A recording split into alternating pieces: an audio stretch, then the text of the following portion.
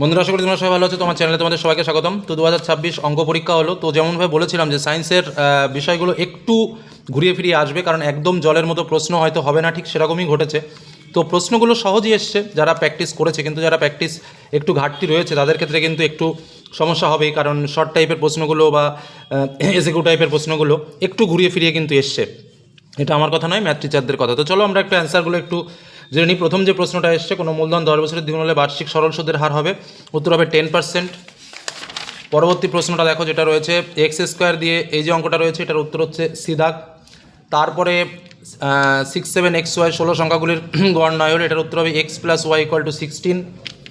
তারপরের যে প্রশ্নটা রয়েছে, একটি বৃত্তের 121 সেন্টিমিটার দৈর্ঘ্যের চাপ কেন্দ্রে 70 ডিগ্রি কোণ উৎপন্ন করলে ব্যাস হবে 90 সেন্টিমিটার।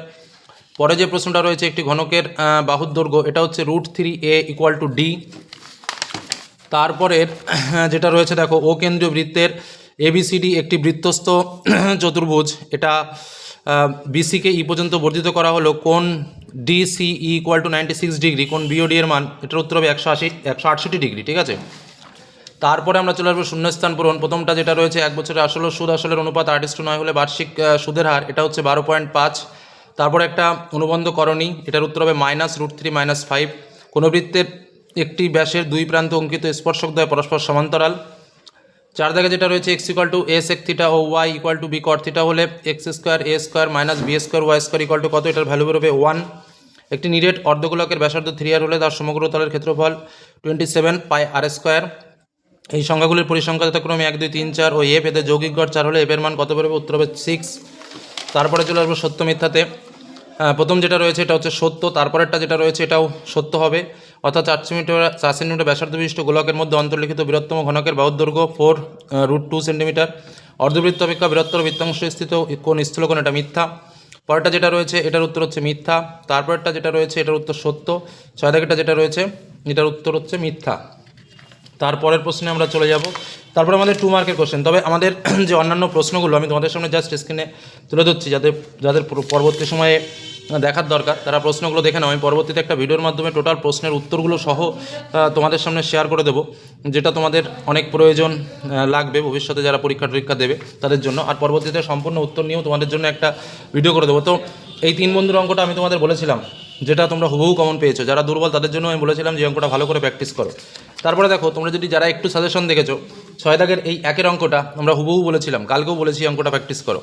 তারপরে দেখো, কালকেও আমরা যে আলোচনাটা করেছি সেই অঙ্কের মধ্যে কিন্তু আমরা এই অঙ্কটার কথা স্পেশালি বলেছিলাম যে বছর এই অঙ্কটা আসবে।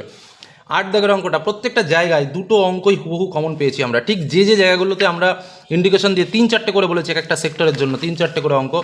সেই অঙ্ক উপপাদ্য, যেটা অবাক করার একটা বিষয়, যেটা দুটো উপপাদ্যই আমরা কমন পেয়েছি, দুটো উপপাদ্যকেই আমরা কমন কিন্তু দিতে পেরেছি এবার।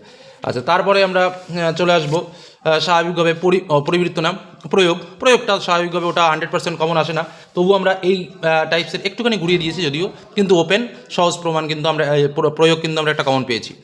আচ্ছা, পরিবৃত্ত তো আমরা বলেছি, এবং ইভেন এই প্রশ্নটা ডেটো, মানে এই দুটো ডেটো প্রশ্ন দুটোই, মানে বর্গক্ষেত্র অঙ্কন পরিবৃত্ত অঙ্কন, কালকেও আমরা যে প্রশ্নটা শেয়ার করেছি দেখবে এখানে আমি বলে দিয়েছিলাম।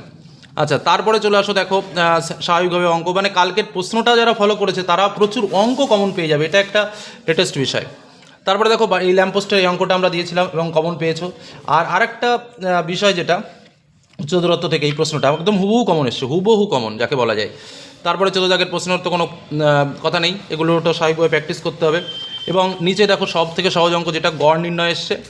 আর আরেকটা বিষয় যেটা হচ্ছে সেটা হচ্ছে আমাদের ক্রমযৌগিক পরিসংখ্যা এবং সংখ্যাগুরুমান। আমরা যেটা বলেছিলাম যে সংখ্যাগুরুমান এবার তো আসবেই, সেটা অবশ্যই করবে, আর যারা দুর্বল তারা অন্যভাবে করবে। তো এই হলো আমাদের অঙ্ক প্রশ্ন এবং উত্তর শেয়ার করলাম। ডিটেলস ভিডিও তোমাদের জন্য আসছে খুব তাড়াতাড়ি, তোমাদের জন্য শেয়ার করব। ধন্যবাদ।